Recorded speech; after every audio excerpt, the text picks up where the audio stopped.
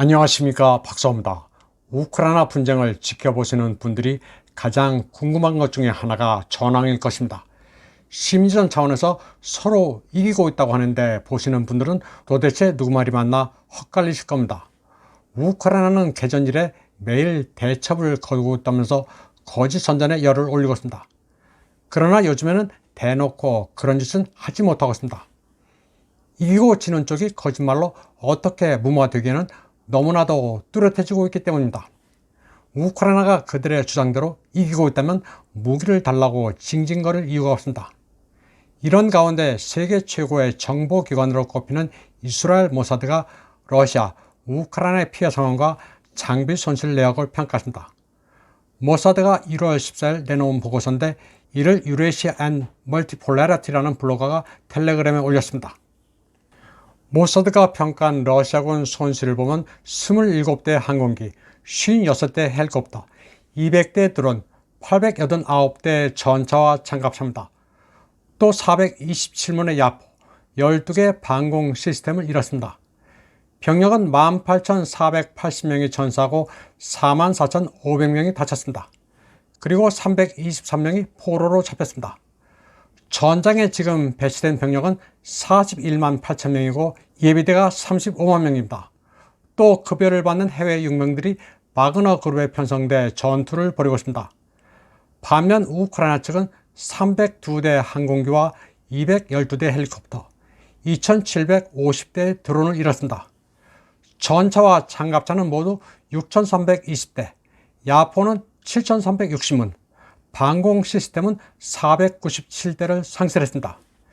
그리고 전사자 수는 15만 7천 명이고 부상자 수는 23만 4천 명입니다.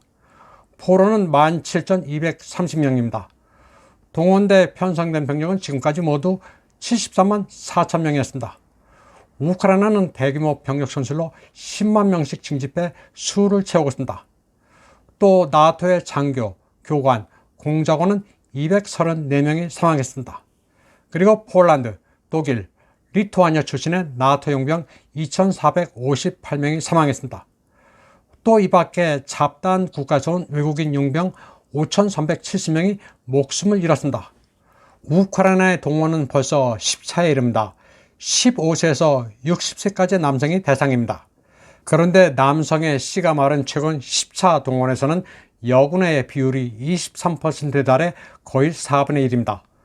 동원할 병역 자원이 없어 여군은 계속 늘어나는 추세입니다.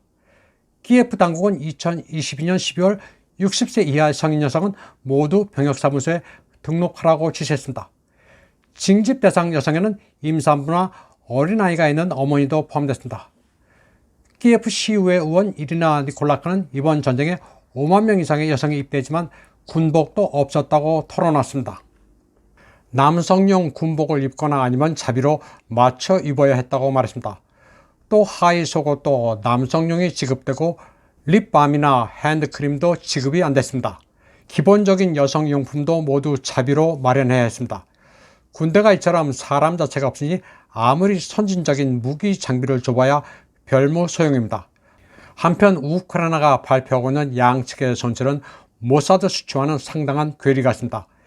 2022년 12월 28일 우크라이나 국방부는 10만 3,770명의 러시아군을 섬멸했다고 주장했습니다. 장비를 보면 장갑차 6,037대, 각종 차량과 유조차를 합쳐 4,660대, 전차 3,017대, 야포 1,999문, 무인기 1,700대, 다연장 로켓 418문, 항공기 283대, 헬리콥터 267대, 크루즈 미사일 653기, 방공무기 212대, 특수장비 197대, 군용선박 16척을 격파했다고 주장했습니다. 그런데 우크라이나는 러시아군 병력 손실 비율이 전사자와 부상자가 1대 2.5라고 주장했습니다. 반면 우크라이나군은 자국군 전상자 비율이 1대 1.4라고 주장했습니다. 전상자 비율은 1대 2.5가 1대 1.4보다는 현실성이 있습니다. 1월 13일 모사드의 러우 양측 손실 보고서는 중공의 포털 바이두에서 아주 뜨거웠습니다. 오전에 관련 기사가 394건이나 됐습니다. 중공은 우크라이나 분쟁에 지대한 관심을 갖고 정보를 수집하고 있습니다. 우크라이나 분쟁을 계기로 나토가 아시아 쪽으로 이동해 자국을 포위하려 하고 있기 때문에 분쟁 전황을 면밀히 들여다보고 있습니다. 중공이 보는 시각은 대체로 정확합니다. 수집하는 정보량이 우선 많고 전문적입니다. 우리가 중공하면 통계를 조작하느니 짝퉁이나 만든다니 하면서 우습게 보지만 국제 정세를 보는 눈은 꽤 날카롭습니다. 까보 중이니 까보로니 하면서 강대국을 우습게 여기는 나라는 거의 없습니다. 전장 상황은 자기가 지지하는 편을 들어 정신승리를 할 필요가 없습니다. 있는 그대로 객관적으로 봐야 대책을 세울 수가 있습니다.